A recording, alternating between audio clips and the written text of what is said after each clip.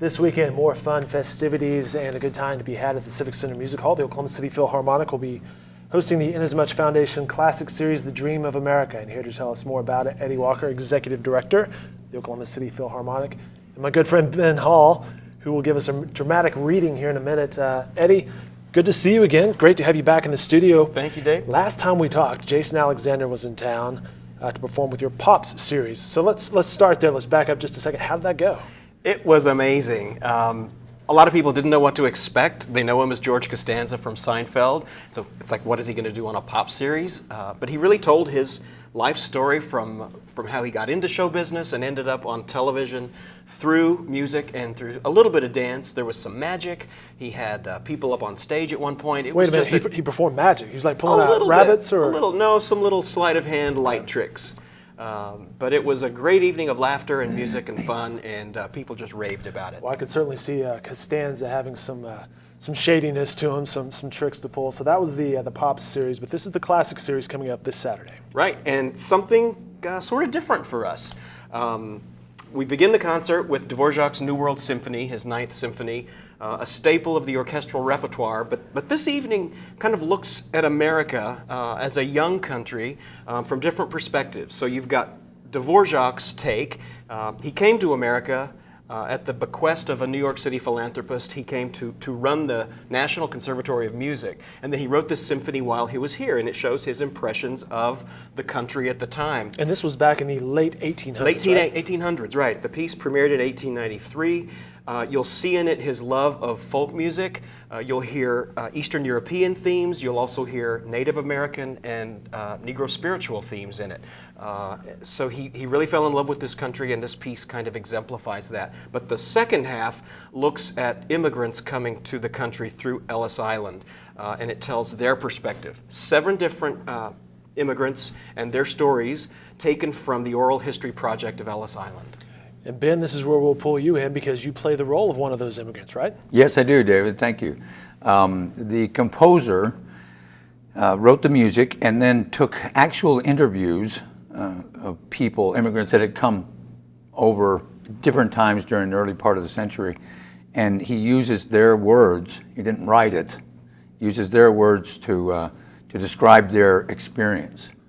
My particular character is a man named James Epanemith, who came over when he was 16 by himself and was interviewed when he was 96. So there's a little bit of perspective in it, having been in the United States that long. But you can tell that he still really feels the separation when he left his home and his family at the time, and the newness of coming to a new country, arriving on a boat with all that, having been on the open ocean for several weeks actually, and then how he felt when he actually arrived and went through Ellis Island. And Ben, your character James is from Greece, right? From Greece. Any accents or anything you had to work on for that? A little bit, yep. Yeah. The director, Harry Parker, who's from the Dallas-Fort Worth area, but has ties to OCU and Joel Levine with the Philharmonic here, asked that it be slightly accented, just so there wouldn't be a problem with understanding, because I imagine some of the immigrants who came over had very little English. Yeah, I was wondering that when I was reading about this with Dvorak being from Eastern Europe, I believe born in the Czech Republic at that point, how he communicated when he came over here dealing with the New York musicians.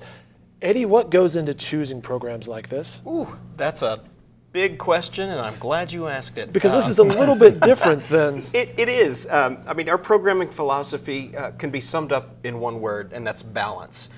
We try to offer variety, and especially on the Classic series, we look for variety in composers, nationalities of composers, periods of music over time, over about a 300-year window.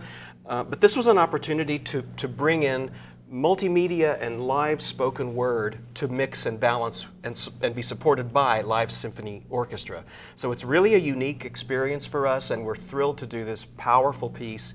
I was having breakfast this morning with someone who is from Germany, and she expects to be in tears because even though she was she didn't come through Ellis Island or get to the country that way, she knows that she will identify with these experiences and with this perspective. As Ben mentioned, Peter Boyer is the composer of this, and he has a bit of a cinematic filmmaking music background, right? He scored the music or parts of the music that you heard in Skyfall, The Amazing Spider-Man, and you mentioned the multimedia. Touch on that a little bit more. How does this all tie together with what people will be seeing from the audience? The 7 actors and 1 child actor each do little monologues that are set up with musical interludes in between. To complement that, a large screen will be above the orchestra projecting images from Ellis Island. So it's a true multimedia experience, a little bit of theatrical lighting sprinkled in. And a whole lot of fun, right? And a whole lot of fun. All right, Eddie Walker, Ben Hall, we are going to set this up. Tickets will be found at OKCPhilharmonic.org. When we come right back in like 3 seconds, Ben is going to give us a glimpse of that dramatic reading. Guys, thanks for your time today. You bet. Thank you, David. The village I was born in was Efede. I was raised in Volos. From Volos, I come to the United States. Volos was a waterfront, fishing boats coming in and out. My father was a hard-working man, working day and night with the nets on the fishing boat. My father didn't tell me to go to America or not to go to America. He figured out I make up my own mind. Although I was 16 years old, I make up my own mind. We went to Piraeus, a port near Athens, and then we got the boat.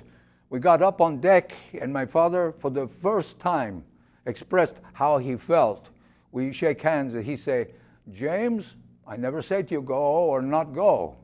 I'm very proud you make up your own mind to go to America. I know you're going to have a better life in America than we have here." And then he left, and he was crying. He was crying. Do you know how I felt when I left my home, my father and my mother? I was the first in my family to come to America. I was in third class, $75 for the ticket. There was 3 in a cabin. I was on the bottom bunk, and this man named Gus and his father on top of me. The trip took 22 days on the ocean, and we arrived in New York and saw the Statue of Liberty. And Gus asked me, "What's that statue?" Then we're looking at the statue, and his father said, "That's Christopher Columbus." And I put my 2 cents out and say, "Listen, that don't look like Christopher Columbus. That's a lady there." We started examinations on Ellis Island, and I was alongside Gus, and I noticed he had a chalk mark on his back.